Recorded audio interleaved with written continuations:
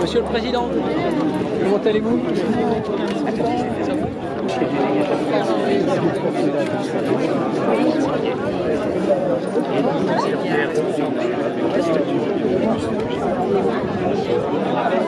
Je vais rester un petit peu à l'écart.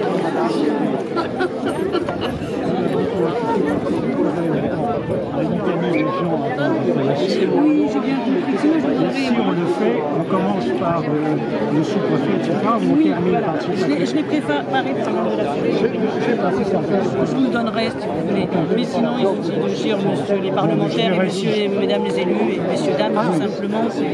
Ça vous évitera. Oui.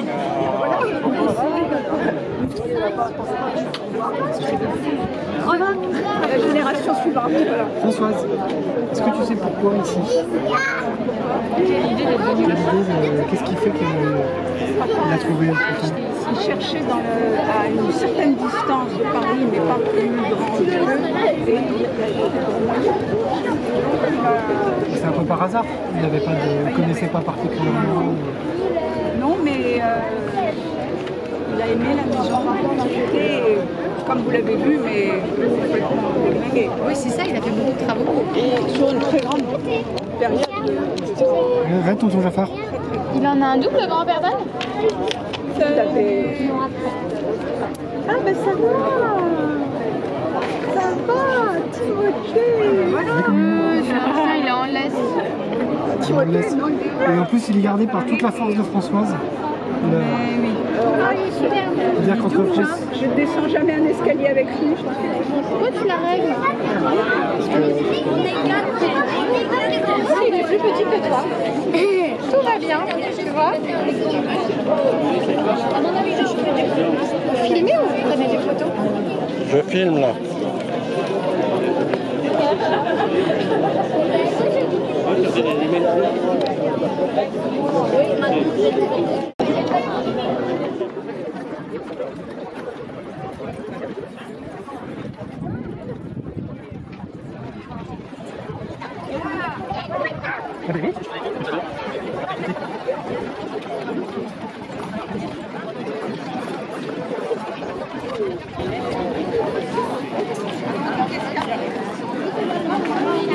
C'est le square. Ouais.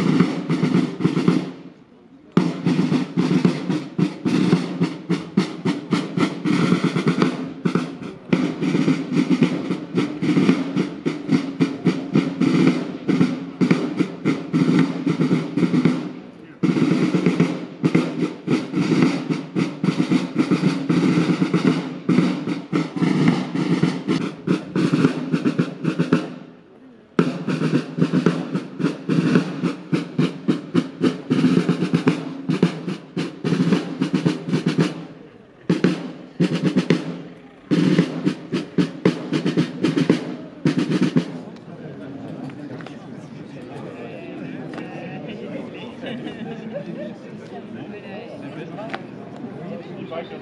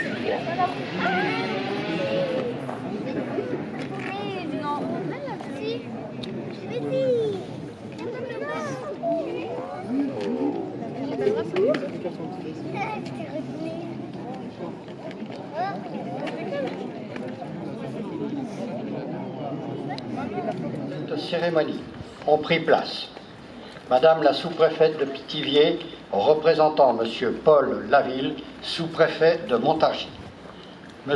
Hugues Saury, sénateur du Loiret, Madame Marie-Laure Baudouin, conseillère départementale, M. Alain Grandpierre, vice-président du conseil départemental, M. Frédéric Néraud, président du PETR du Montargois en Gâtinais, M.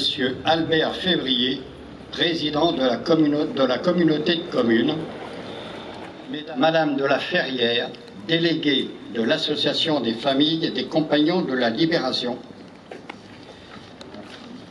M.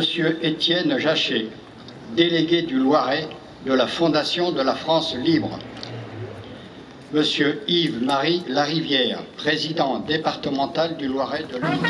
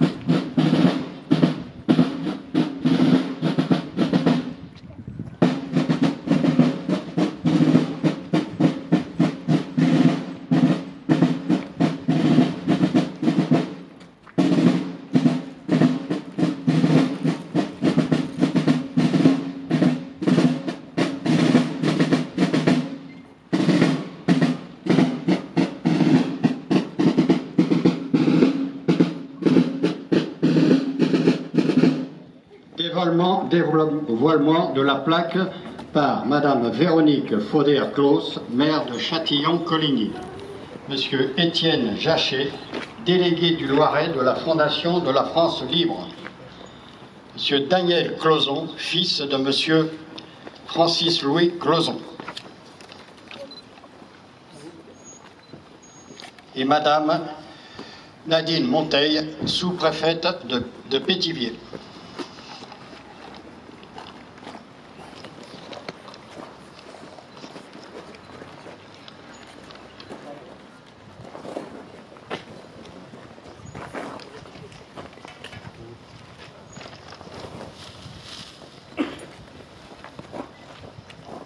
Chant des partisans.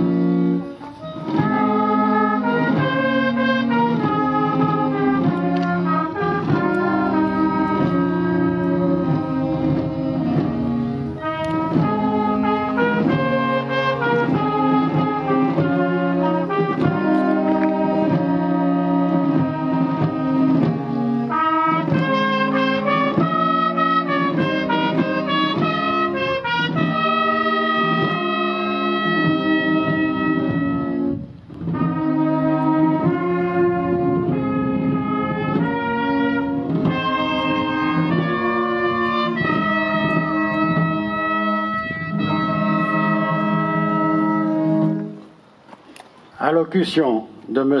Jachet, délégué du Loiret de la Fondation de la France libre.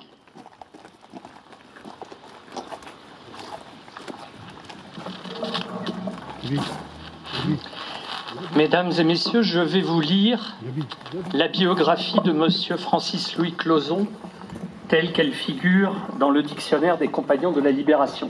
Pour l'ensemble des porte-drapeaux, reposez, emblème. Francis-Louis Clozon est né le 18 juin 1910 à Marseille. Son père était docteur en médecine. Il fait ses études au lycée de Marseille, puis à la faculté de droit d'Aix-en-Provence et de Paris. Lieutenant de réserve dans l'infanterie à la fin de son service militaire en 1932, il est, à l'issue de ses études, docteur en droit, spécialisé en sciences économiques et licencié SF.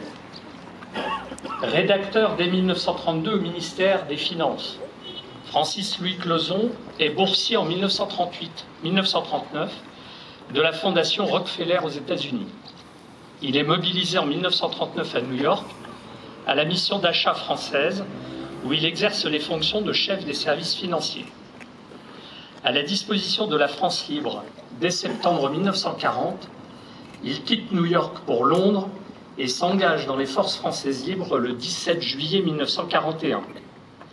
Il est alors nommé directeur par intérim des finances de la France combattante, puis, en 1942, directeur au commissariat à l'intérieur. Volontaire pour partir en mission en France occupée, il effectue 3 missions. La première a lieu à la demande de Jean Moulin, du 15 avril au 20 mai 1943. Il est alors délégué par le général de Gaulle pour prendre contact avec les organisations de la résistance clandestine. Pour sa deuxième mission, du 15 août 1943 au 4 mai 1944, date de son retour à Londres, il est chargé, au nom du Comité français de la libération nationale, de former des comités de libération. Il accomplit pour cela de très nombreux déplacements sous différents pseudonymes: Fouché, Coulange, Vincent, Derdon, en bravant les dangers de l'action clandestine. Il réussit à créer des comités de libération dans la plupart des grandes villes de France: Paris, Rouen, Lille, Dijon, Marseille, Toulouse, etc. Il parvient aussi, grâce à son influence personnelle, à unir par les comités de libération, dans une action commune, les organisations de résistance et les partis politiques combattant pour la libération. Malgré un accident qui l'immobilise dans le plâtre, il n'interrompt aucune de ses activités organisatrices. Sa troisième mission, juillet-août 1944, le mène dans la zone sud, dans un maquis d'où il se rend à Paris, pour installer dans ses fonctions le préfet de police Charles Luizet. Le 3 septembre 1944, il prend ses fonctions de commissaire régional de la République pour le Nord-Pas-de-Calais jusqu'en mars 1946. De 1946 à 1961, il est directeur général et fondateur de l'Institut national de la statistique des études économiques, l'INSEE, et PDG d'Information et Liberté de 1961 à 1976. Président de la Société d'entraide des Compagnons de la Libération de 1969 à 1973, Francis-Louis Clozon est également président de l'association Échanges et consultations techniques internationaux jusqu'en 1991 et membre du Conseil de l'Ordre de la Libération. Directeur de collection aux presses universitaires de France, il est l'auteur de plusieurs ouvrages.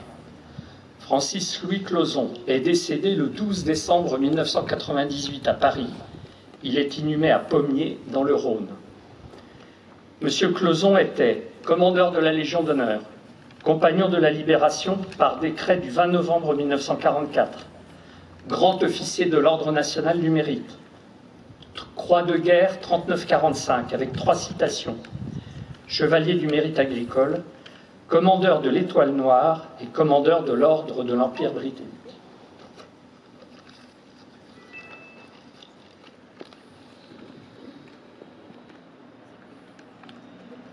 Allocution de Madame de la Ferrière, délégué de l'Association des familles des Compagnons de la Libération.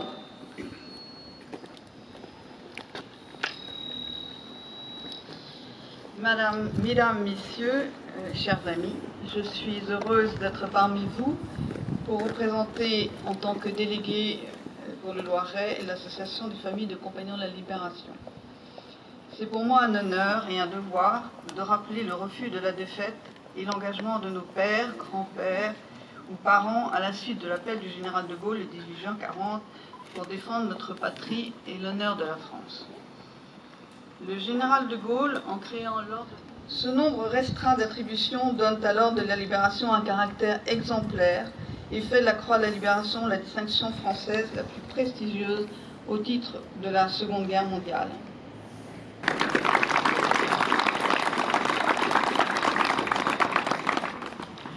Allocution de M. Clauzon, fils de M. Francis-Louis Clauzon.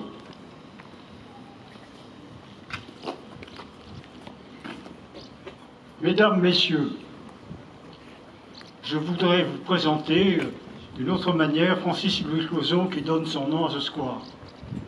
Nous sommes ici une partie de sa famille, sa fille et son mari, notre fils, sa femme et leurs enfants, et je suis son fils aîné, Daniel. Lorsqu'en juin 1941, Francis-Louis Clauzon quitte New York pour rejoindre le général de Gaulle, il suit une motion intérieure irrésistible depuis qu'en 1935, lors d'un court voyage en Allemagne, il avait vu les défilés nazis. Cette même motion intérieure le poussera à demander d'être envoyé en France occupée aux côtés de Jean Moulin. Il a alors 33 ans. Ce n'était pas un tempérament exalté, bien plutôt un de ces Provençaux un peu secs et déterminés. Le général de Gaulle, comme on vous l'a dit, le fera compagnon de la Libération. Je survole son itinéraire. D'abord au service de l'État à Lille, commissaire de la République de la principale région industrielle française, il faut la remettre en route, à commencer par les mines qui sont sous le contrôle de la CGT. En 1946, André Philippe, ministre de l'économie, lui dit « Vous prenez tous les services statistiques des ministères et vous en faites quelque chose. » On ne peut pas imaginer une définition plus vague. Il en fera l'INSEE et il tient à ce que l'INSEE échappe à l'inclinaison des ministres, toujours enclins à changer l'indice pour lutter contre la hausse des prix. Je me souviens, chaque printemps à la maison, l'atmosphère était lourde quand paraissait l'indice de la pomme de terre nouvelle. En 1961, le gouvernement lui confie le soin de remettre dans le secteur privé une entreprise publique du domaine publicitaire et d'en prendre la direction. Je me souviens de son exclamation « J'abandonne l'impérium de la fonction publique ». À 50 ans, il découvre un nouvel univers, celui de la publicité, et apprend un nouveau métier.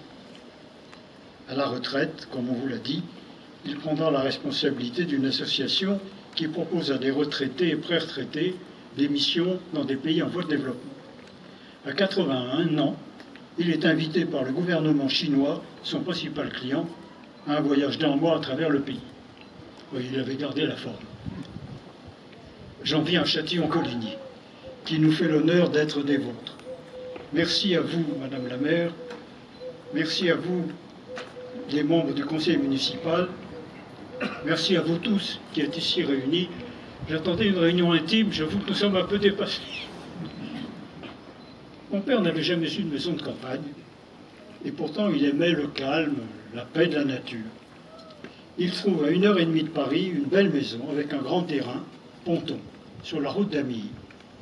Il faut la retaper, il fait appel aux artisans de Châtillon. Il est repéré. On cherche à étoffer le conseil municipal, il devient maire en 71. Maintenant, le conseil municipal se tient le vendredi soir, à la fin de la semaine de travail. Il est sûr que les relations avec Montargis, Orléans ou Paris étaient très facilitées. Madame la maire, vous m'avez raconté qu'il avait fallu d'urgence faire une nouvelle école maternelle. Ça n'avait pas duré, quelques jours après, ou presque, il y avait un Algeco pour la nouvelle école maternelle qui ne devait pas durer, mais ça durait 50 ans. Enfin, ça y est maintenant. Les choses nouvelles sont là. Pour la première fois, comme maire, il se trouvait aux prises avec le quotidien du terrain et cela ne lui déplaisait pas. Je me souviens du terrible incendie du 5-7 à Saint-Laurent-du-Pont, dans l'Isère. Il y avait eu dans une salle de bal 100 morts. Le lendemain matin, il faisait faire l'audit de tous les bâtiments publics, de la maison de retraite, voir les issues, les matériaux employés, pour que toutes les choses soient vérifiées et dans l'ordre. Le centre-ville de Châtillon était engorgé. Alors les voitures se passaient dans les deux sens, vous voyez aujourd'hui. Et bien il fait illico, il décide d'installer un sens unique au grand dam des usagers, qui n'avaient pas l'habitude de sens unique. Pour nous maintenant, le centre du monde, c'était Châtillon-Coligny. Tenez, mon père se trouvait être vice-président de la radio-télévision libanaise pour le compte du gouvernement français. Il y avait à Châtillon, il y a certainement encore, une excellente boulangerie-pâtisserie qui faisait des brioches au beurre succulentes. Eh bien, il lui commande 100 brioches livrées par avion à Beyrouth pour le dit conseil. Rien n'était meilleur qu'à Châtillon-Coligny. Il y était très attaché. Il tisse des liens. Geneviève, M. Zurflu, les Ravard, les Gangloff, le docteur Jopitre. Il est chez lui. Il plante des centaines d'arbres. Enfants et petits-enfants adorent Ponton. Ma sœur s'y marie. Nous y avons laissé un peu notre cœur. Et nous sommes vraiment touchés, mes sœurs et moi, et toute notre famille, de l'honneur que vous lui faites en lui dédiant ce square. Il le mérite. Merci.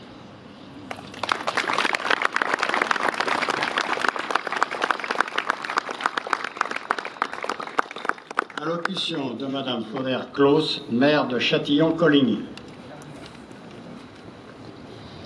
Madame la sous-préfète de Pithiviers, représentant M. Paul Laville, sous-préfet de Montargis, M.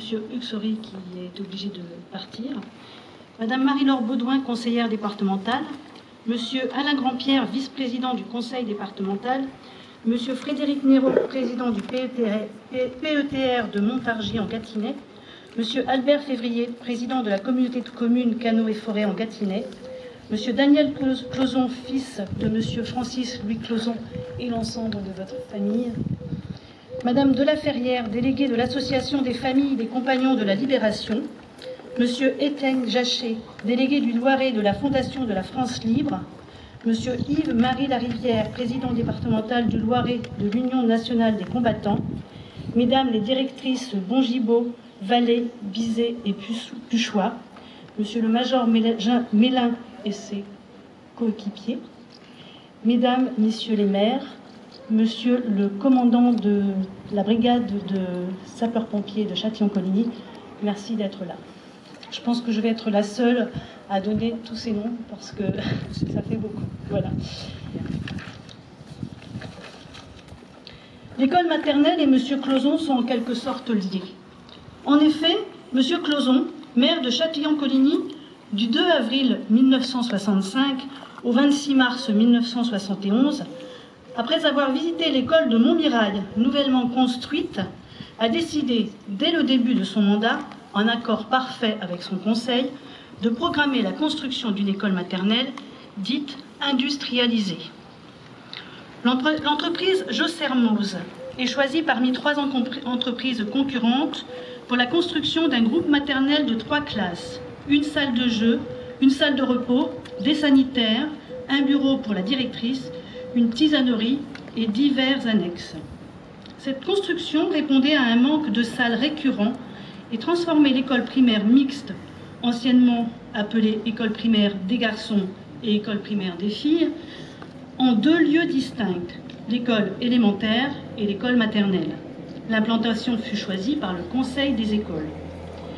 Devenue vétuste, nous avons dû la détruire, au profit de la destruction de notre nouvelle école maternelle, composée elle aussi de 3 salles de classe, une salle de jeu, une salle de repos, des sanitaires, un bureau pour la directrice, une tisanerie, une salle de réunion, une salle de motricité, une salle de garderie périscolaire et divers annexes. Les directrices successives ont été Madame Siguré, Madame Bongibaud Suzanne, qui est là, Madame Vallée Sylviane, qui est là, Madame Bizet Martine, qui est là, Madame Ferrara Pascal, et aujourd'hui Madame Puchois, également présente, à qui je souhaite beaucoup de plaisir dans cette nouvelle structure. Madame Debac, notre maître d'œuvre, avec l'ensemble de son équipe, je les remercie sincèrement aujourd'hui au nom de la municipalité. 2 600 226 € hors taxes ont été nécessaires pour sa réalisation. Lorsque je parle de l'école maternelle, je parle également des abords et du square et de la cour intérieure. 2 années de travaux ont été nécessaires, une réunion de chantier par semaine.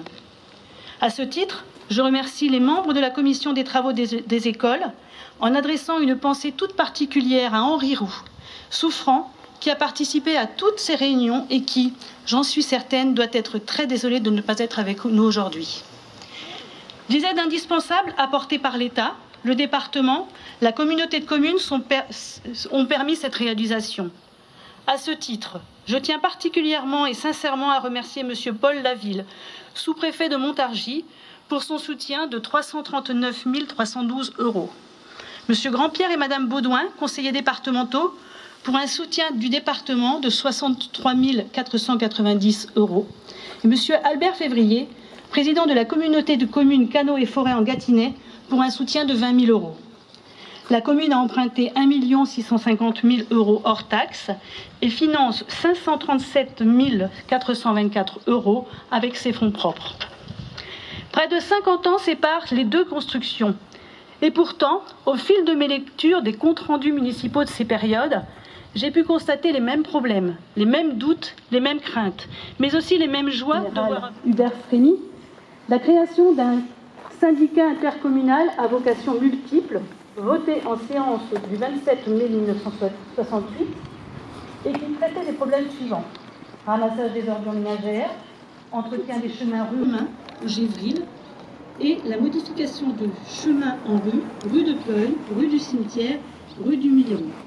La fusion des corps de sapeurs-pompiers des communes de Châtillon-Coligny et Sainte-Geneviève-des-Bois, l'installation sur l'ensemble de la commune de l'éclairage public et l'électrification rurale, y compris dans les écarts, la réfection de la place du Cheval Rouge, la réparation du mur longeant la rivière, boulevard de la République, la construction des murs de rivière, rue du Martinet, rue du Milleron, la création de lotissements, les vignes, les fourneaux, la Gauderie, Beauregard, chemin de la Messe, l'enfouissement des câbles téléphoniques, la sécurisation du stade, la création du syndicat des vallées du Loing et du Louane, la mise en place des bureaux du syndicat d'initiative dans l'ancienne gare routière, la création d'une station d'épuration, la réparation des lavoirs Saint-Lazare et Cheval Rouge, la création d'une classe de perfectionnement cantonale, les plantations d'arbres, place de la Croix-Blanche, place Montmorency-Luxembourg et boulevard de la République,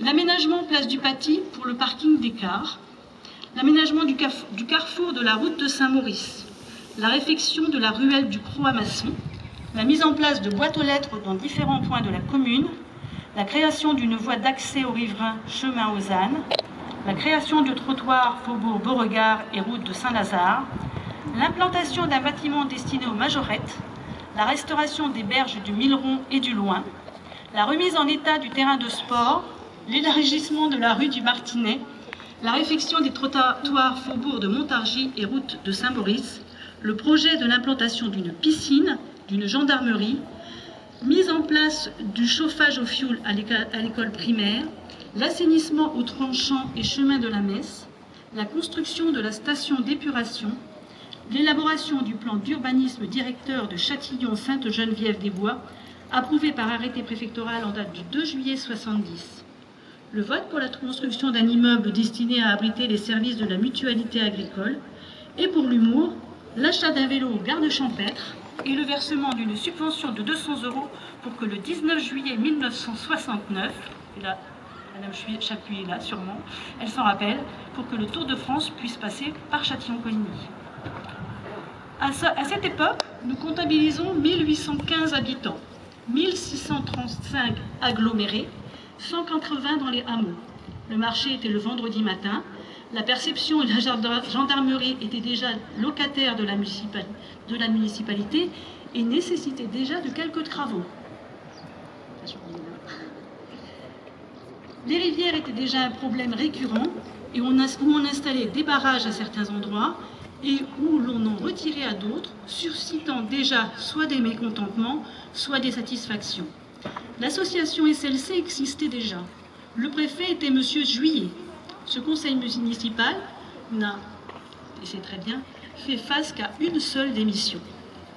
Au fil de mes lectures, j'ai pu constater que les années se suivent et se ressemblent beaucoup, mais que certaines personnes possèdent l'énorme avantage d'être visionnaires. Et ce fut le cas pour M. Francis Louis Closon.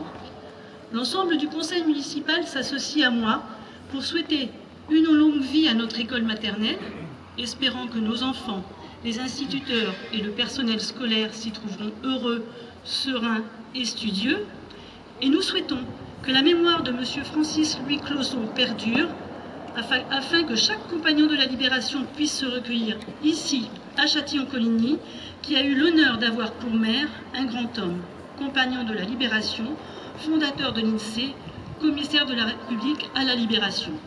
Vive la France, vive les compagnons de la Libération, vive la République.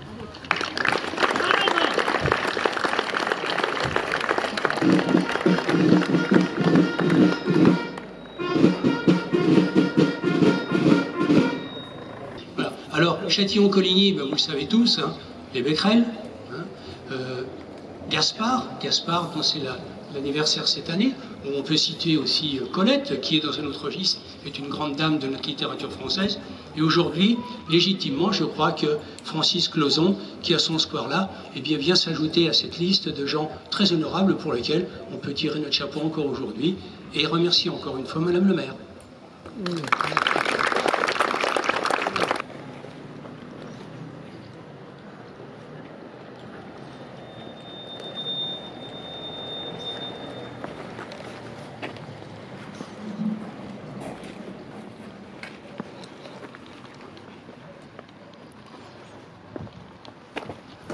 Dépôt de gerbes par Madame Flauder Close, maire de Châtillon-Coligny.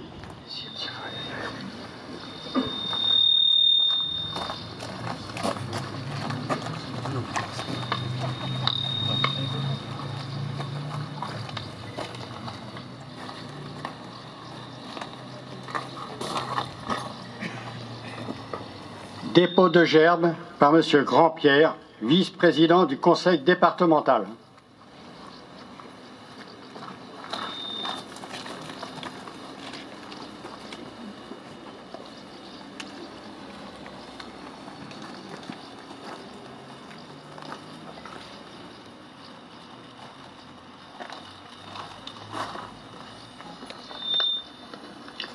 Dépôt de gerbes par Madame Nadine Monteil, sous-préfète de Pithiviers.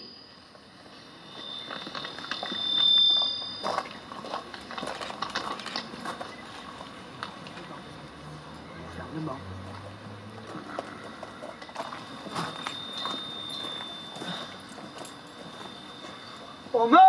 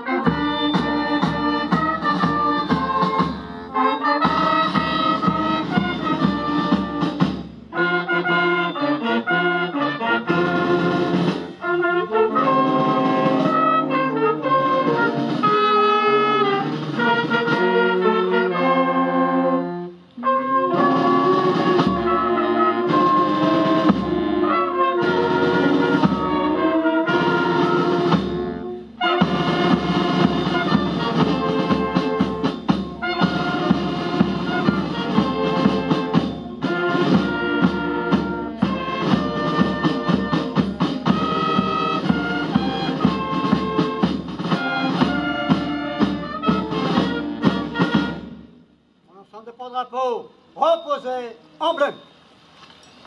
Repos. Votre d'approche, on met pour les remerciements à vos soins.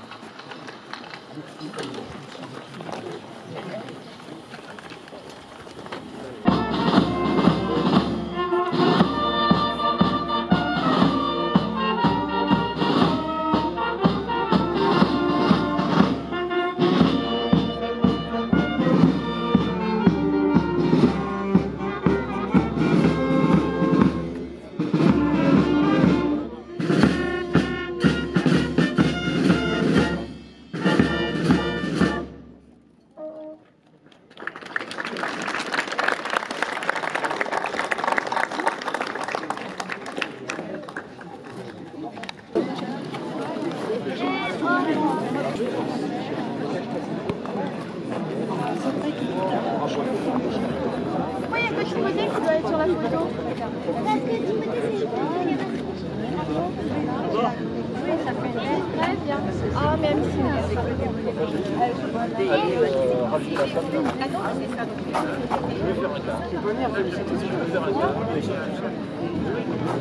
ah, mais c'était complètement ça. Ah,